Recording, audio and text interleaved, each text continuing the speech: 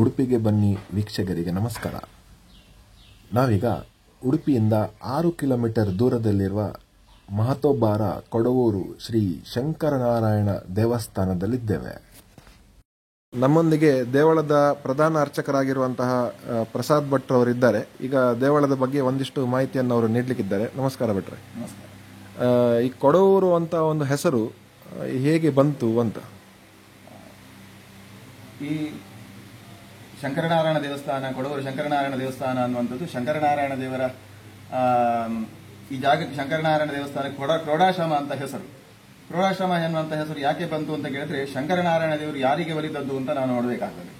ಶಂಕರನಾರಾಯಣ ದೇವರು ಒಲಿದದ್ದು ಕ್ರೋಡ ಎಂಬಂತಹ ಮುನಿಗೆ ಒಲಿದಂತಹ ದೇವರು ಅಂತ.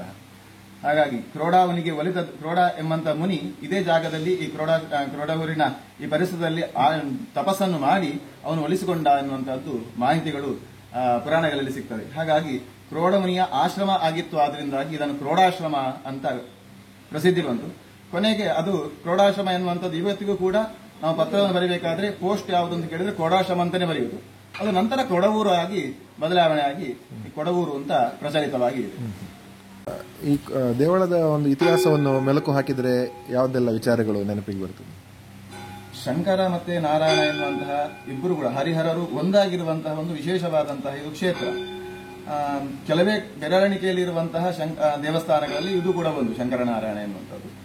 ಶಂಕರನಾರಾಯಣ ದೇವರ ಅವತಾರ ಯಾಕೆ ಆಯಿತು ಅಂತ ಕೇಳಿದ್ರೆ, ಖರ ಮತ್ತೆ ರಟ್ಟ ಎನ್ನುವಂತಹ ಅಸುರರನ್ನು ಸಂಹಾರ ಮಾಡಲಿಕ್ಕೆ ಶಂಕರನಾರಾಯಣ ದೇವರ ಅವತಾರ ಆಯಿತು ಅಂತ ಉಲ್ಲೇಖಗಳಿದೆ.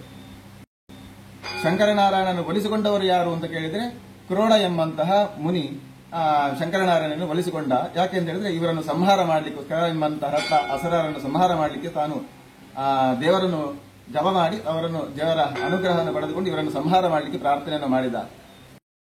ಈ ಒಂದು ಕೊಡವೂರಿನಲ್ಲಿ ಶಂಕರನಾರಾಯಣ ದೇವರ ಅಂದ್ರೆ ಇದ್ದಾರೆ ಅಸ್ತಿತ್ವ ಹೇಗೆ ತಿಳಿಯಿತು ಅಂತ ಹೇಳಿ ಇದಕ್ಕೊಂದು ಇತಿಹಾಸ ಇದೆ. ಇಲ್ಲೇ ಕೊಡವೂರಿನ ಪರಿಸರದಲ್ಲಿಯೇ ಕಾನಂಗಿ ಎನ್ನುವಂತಹ ಒಂದು ರಾಯರ ಮನೆತನ. ಅವರ ರಾಯರ ಮನೆತನದ ಮನೆಯಲ್ಲಿದ್ದಂತಹ ಎಲ್ಲ ಹಸುಗಳು ಕೂಡ ತನ್ನ ಬೆಳಗ್ಗೆ ಎದ್ದು ಮನೆಯಿಂದ ಕೊಟ್ಟಿಗೆಯನ್ನು ಬಿಟ್ಟು ಅವರು ಕಾಲಿಗೆ ಮೇಯ್ತಾ ಬರ್ತಾ ಇದ್ದಂತಹ ಹೊತ್ತಿನಲ್ಲಿ ಮೇದು ತನ್ನ ಮನೆಗೆ ಹೋಗುವಂತಹ ಹೊತ್ತಿನಲ್ಲಿ ಮನೆಗೆ ಹೋಗಿ ಹಸುವಿನ ಹಾಲನ್ನು ಕರಿಬೇಕಾದ್ರೆ ಒಂದು ಹಸು ಹಾಲು ಕೊಡುವುದಿಲ್ಲ. ರಾಯರ ಮನೆತನರಿಗೆ ಸಹಜವಾಗಿ ಆಶ್ಚರ್ಯ ಆಗ್ತದೆ, ಯಾಕೆ ಈ ದನ ಹಸು ಹಾಲು ಕೊಡ್ತಾ ಇಲ್ಲ ಅಂತ ಆಲೋಚನೆ ಮಾಡಿದಾಗ ಕ್ರಮೇಣವಾಗಿ ಆ ಗೋವಿನ ಹಿಂದೆ ಇನ್ನೊಂದು ದಿವಸ ಹೋಗಬೇಕಾದ್ರೆ ಗೋಪಾಲಕರನ್ನು ಕಳಿಸ್ತಾರೆ. ಗೋಪಾಲಕರು ಆ ಹಸುವಿನ ಹಿಂದೆ ಹೋದಾಗ ಹಸು ಹೋದಂತಹ ಹಸು ಒಂದು ಜಾಗದಲ್ಲಿ ನಿಂತುಕೊಂಡು, ಅಂದ್ರೆ ಈ ಪರಿಸರ ಎಲ್ಲ ತುಂಬಾ ಕಾಡಿನ ಪರಿಸರವಾಗಿತ್ತು. ಆ ಕಾಡಿನ ಒಳಗೆ ಹೋಗಿ ಒಂದು ಪರಿಸರದಲ್ಲಿ ಇದ್ದುಕೊಂಡು ತನ್ನಲ್ಲಿ ಕೆತ್ತಲಿಂದ ಹಾಲನ್ನು ಧಾರಾಕಾರವಾಗಿ ಒಂದು ಜಾಗಕ್ಕೆ ಕೊಡ್ತಾ ಇತ್ತಂತೆ.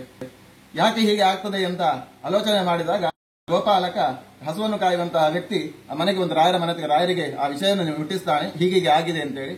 ರಾಯರಿಗೆ ಸಹಜವಾಗಿ ಆಶ್ಚರ್ಯವಾಗ್ತದೆ, ಯಾಕೆ ಹೀಗೆ ಆಗ್ತದೆ ಅಂತ ಒಂದು ಆಲೋಚನೆ ಮಾಡಿದಾಗ ಕನಸಲ್ಲಿ ಶಂಕರನಾರಾಯಣ ದೇವರು ಅವರ ಕನಸಿನಲ್ಲಿ ಬಂದು, ಇಲ್ಲಿ ಈ ಜಾಗದಲ್ಲಿ ಶಂಕರ ಮತ್ತೆ ನಾರಾಯಣ ಇಬ್ಬರು ಒಂದಾಗಿ ನಾವು ಉದ್ಭವವಾಗಿದ್ದೇವೆ, ನಮ್ಮನ್ನು ಕಾಲಕ್ರಮೇಣವಾಗಿ ಇಲ್ಲಿ ಆರಾಧನೆಯನ್ನು ಲಿಂಗಾರೂಪದಲ್ಲಿ ಆರಾಧನೆಯನ್ನು ಮಾಡಿಕೊಂಡು ಬರಬೇಕು, ಭಕ್ತರ ಇಷ್ಟಾರ್ಥಗಳೆಲ್ಲ ಇದರಿಂದ ಸಫಲ ಆಗ್ತದೆ ಅಂತ ಹೇಳಿ ಶಂಕರನಾರಾಯಣದರು ರಾಯರ ಮನಕರಿ ಕನಸಿನಲ್ಲಿ ಬಂದು ಅವರು ಹೇಳ್ತಾರಂತೆ. ತದನಂತರದಲ್ಲಿ ಕಾಲಕ್ರಮೇಣದಲ್ಲಿ ಲಿಂಗರೂಪದಲ್ಲಿ ಇಬ್ಬರನ್ನು ಕೂಡ ಒಂದಾಗಿ ಆರಾಧನೆಯನ್ನು ದೇವರನ್ನು ಆರಾಧನೆಯನ್ನು ಮಾಡ್ತಾ ಇದ್ದಾರೆ. ಅಷ್ಟೂ ಅಲ್ಲದೆ ನಾವು ಈಗ ನೋಡುವಂತಹ ಲಿಂಗರೂಪದಲ್ಲಿರುವಂತಹ ಶಂಕರನಾರಾಯಣನ ತಳಭಾಗದಲ್ಲಿ 21 ಆಳದಲ್ಲಿ ಶಂಕರ ಮತ್ತೆ ನಾರಾಯಣರು ಕೂಡ ಉದ್ಭವವಾದಂತಹ ಒಂದು ಜಾಗವು ಕೂಡ ಲಿಂಗವು ಕೂಡ ಶಂಕರ ಮತ್ತೆ ಇಬ್ಬರು ಕೂಡ ಉದ್ಭವವಾದಂತಹ ಸ್ವರೂಪ ಆ ಜಾಗದಲ್ಲಿ ನಾವು ಕಾಣಲಿಕ್ಕಿದ್ದೇವೆ. ಅದರ ನಂತರದಲ್ಲಿ ಆ ಭಾವಿಯ ನಂತರದಲ್ಲಿ ಅದರ ಮೇಲೆ ಬೇಕಾದಂತಹ ಆಗಮದ ರೀತಿಯಲ್ಲಿ ಯಾವ ರೀತಿಯಾದಂತಹ ಪೂರ್ಣೆ ಮಾಡಲಿಕ್ಕೆ ಸಾಧ್ಯತೆ ಉಂಟು ಅದೇ ರೀತಿಯಲ್ಲಿ ಎಲ್ಲ ಆರಾಧನೆಯನ್ನು ಮಾಡಿಕೊಂಡು ಲಿಂಗ ರೂಪದಲ್ಲಿ ವಿಶೇಷವಾಗಿ ಶಂಕರನಾರಾಯಣ ದೇವರನ್ನು ಆರಾಧನೆ ಮಾಡ್ತಾ ಇದ್ದೇವೆ. ಶಂಕರನಾರಾಯಣ ದೇವರ ಒಂದು ವಿಶೇಷವಾದ ಈ ಕ್ಷೇತ್ರದ ವಿಶೇಷತೆ ಏನು ಅಂತ ಹೇಳಿದ್ರೆ, ನಮಗೆಲ್ಲರಿಗೂ ಗೊತ್ತಿರುವ ಹಾಗೆ ಆಚಾರ್ಯತರರಲ್ಲಿ ಶ್ರೇಷ್ಠರಾದಂತಹ ಮಧ್ವಾಚಾರ್ಯರು ತಮ್ಮ ಬಾಲ್ಯ ಅವಸ್ಥೆಯಲ್ಲೇ ಶಂಕರನಾರಾಯಣ ದೇವರನ್ನು ವಿಶೇಷವಾಗಿ ಸಂದರ್ಶನ ಮಾಡಿಕೊಂಡು ಅವರ ದೇವರನ್ನು ಪ್ರಾರ್ಥಿಸಿದ್ದಾರೆ ಎನ್ನುವಂಥದ್ದು ಅವರ ಚರಿತ್ರೆಯನ್ನು ತಿಳಿಸುವಂತಹ ಸುಮಧ್ವ ವಿಜಯದಲ್ಲಿ ತ್ವರಿತಮೇತ್ಯ ಸಕಾರಣ ದೇವತಾ ಎನ್ನುವಂತಹ ಮಾತಿನಲ್ಲಿ ಅದು ವಿಶೇಷವಾಗಿ ಉಲ್ಲೇಖವೂ ಕೂಡ ಇದೆ.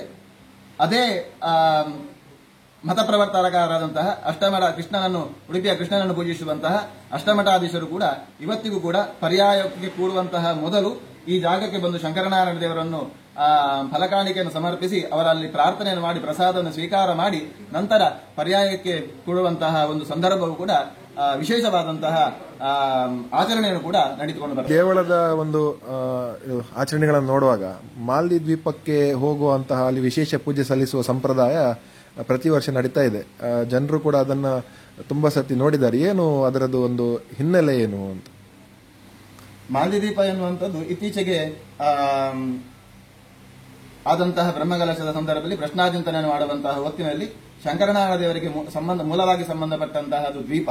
ಅಲ್ಲಿ ಮಕರ ಸಂಕ್ರಮಣ ಪರ್ವಕಾಲದಲ್ಲಿ ಶಂಕರನಾರಾಯಣ ದೇವರ ಇಲ್ಲಿಂದ ದೇವರಲ್ಲಿ ಪ್ರಾರ್ಥನೆಯನ್ನು ಮಾಡಿಕೊಂಡು ಹೋಗಿ ಅಲ್ಲಿ ಹೋಗಿ ವಿಶೇಷವಾಗಿ ದೇವರನ್ನು ಆರಾಧನೆ ಮಾಡಬೇಕು ಎನ್ನುವಂತಹದ್ದು ಪ್ರಶ್ನಾಮೂಲಕವಾಗಿ ಚಿಂತನೆ ಮಾಡುವಂತಹ ಹೊತ್ತಿನಲ್ಲಿ ತೋರಿ ಬಂದ ಪ್ರಕಾರವಾಗಿ ಇವತ್ತಿಗೂ ಕೂಡ ಆ ಮಕರ ಸಂಕ್ರಮಣದ ಪರ್ವಕಾಲದಲ್ಲಿ ಇಲ್ಲಿಂದ ಭಕ್ತರೆಲ್ಲ ಒಳಗೂಡಿ ಮೀನುಗಾರರು ಕೂಡ ಅವರ ವಿಶೇಷವಾದಂತಹ ಮುತುವರ್ಜಿಯಿಂದ ಅವರ ಸಹಕಾರದಿಂದ ಆ ಮಾಲ್ದಿದ್ವೀಪಕ್ಕೆ ಹೋಗಿ ಶಂಕರನಾರಾಯಣ ದೇವರನ್ನು ವಿಶೇಷವಾಗಿ ಆರಾಧನೆ ಮಾಡಿಕೊಂಡು ಇಲ್ಲಿಗೆ ಬರುವಂತಹ ಒಂದು ಸಂಪ್ರದಾಯ ಕೂಡ ವಿಶೇಷವಾಗಿ ಬೆಳೆದುಕೊಂಡು ಬಂದಿದೆ.